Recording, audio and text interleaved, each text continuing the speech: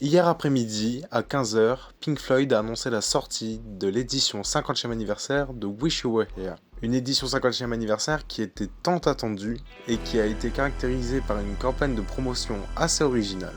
Dans cette vidéo d'annonce, je vais vous lister les différents formats qui seront disponibles afin d'accompagner cette édition 50e anniversaire, mais je vais aussi vous parler de différents objets insolites que l'on peut retrouver sur leur site. Bienvenue dans une nouvelle vidéo de Careful Without Floyd, c'est parti générique.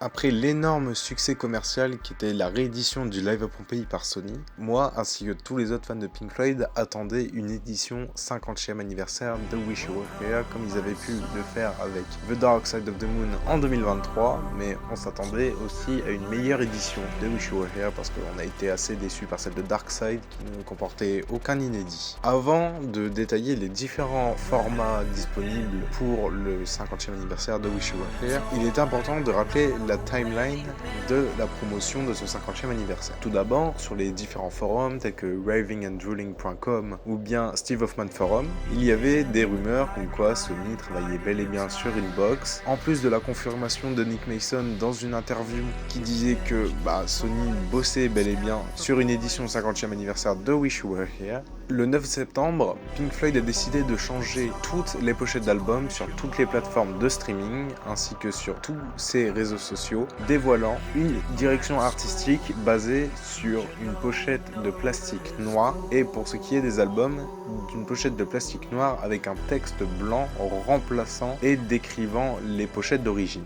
Bien que cette promotion fut considérée par certains comme une blague, comme un piratage ou comme une prévention contre l'intelligence artificielle, il est évident qu'il s'agissait bien d'une promotion pour le 50e anniversaire de Wish You Were Here à travers la pochette plastique noire qui faisait partie de la direction artistique sur l'album.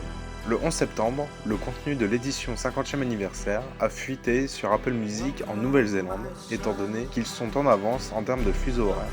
Cela a bien sûr ravivé toute l'attention des forums malgré une très forte attente suite à la promotion de Pink Floyd. Le 12 septembre, la boutique officielle de Pink Floyd est mise à jour, affichant une rubrique spéciale pour le 50e anniversaire de Wish You Were Here. Et ensuite, à 15 h, l'annonce tombe avec The Machine Demo No. 2 Revisited comme premier single de cette promotion du 50e anniversaire. Passons maintenant aux différents formats disponibles pour le 50e anniversaire de Wish You Were Here.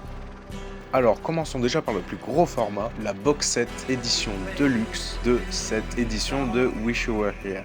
Elle se base sur une boîte noire avec un trou en die cut au milieu, laissant apparaître la vraie artwork de cette édition 50e anniversaire.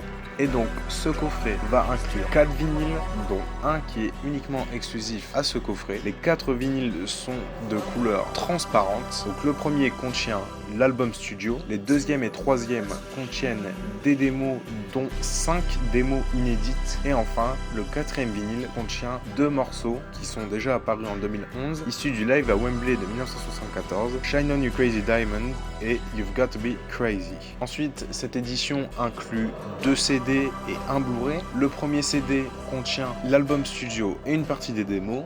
Le deuxième CD contient toutes les démos. Le Blu-ray contient la version studio en Dolby Atmos 5.1 stéréo et en mix quadriphonique. Contient également les démos en stéréo et aussi un live à Los Angeles datant de 1975 dont je parlerai légèrement plus tard dans cette vidéo. Pour ce qui est des accessoires qui accompagnent la box set, on trouve la réplique d'un programme de 1975, un livre photo avec des photos inédites, un poster pour le live à Knobworth de 1975 et enfin la réplique du 45 tours japonais d'Have a Cigar suivi de Welcome to the Machine.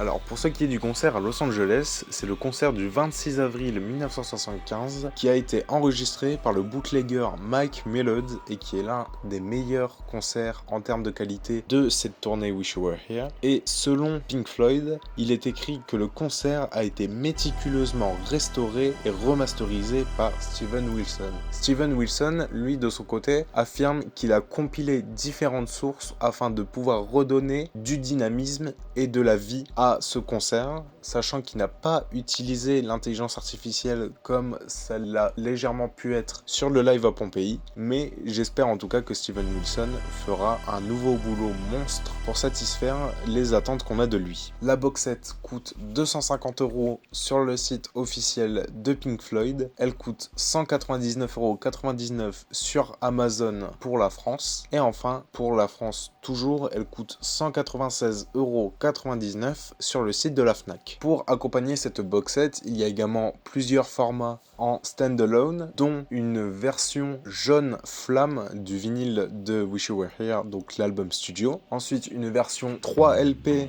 avec l'album studio et les démos. L'édition double CD avec l'album studio et les démos également, ainsi que le Blu-ray avec l'album studio, les démos, mais aussi le live à Los Angeles. Il est à noter que le mix Atmos a été fait par James Guthrie et que ce dernier a également fait un mix collé des deux parties, le Shine On You Crazy Diamond, décrit comme étant un nouveau mix stéréo.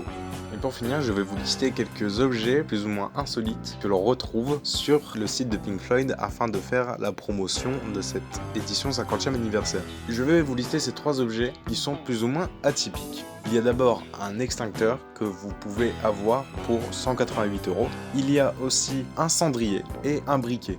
Et voilà, c'est la fin de cette vidéo d'annonce. Le coffret ainsi que ses formats dérivés seront disponibles le 12 décembre. Donc, fans de Pink Floyd, il faudra attendre 3 mois afin de pouvoir bénéficier de ce coffret et de ses éditions en standalone. Si vous avez aimé cette vidéo, n'hésitez pas à vous abonner, à liker, à partager et à donner votre avis sur cette édition 50e anniversaire en commentaire. Et moi je vous donne rendez-vous demain pour la vidéo sur les singles de 1968.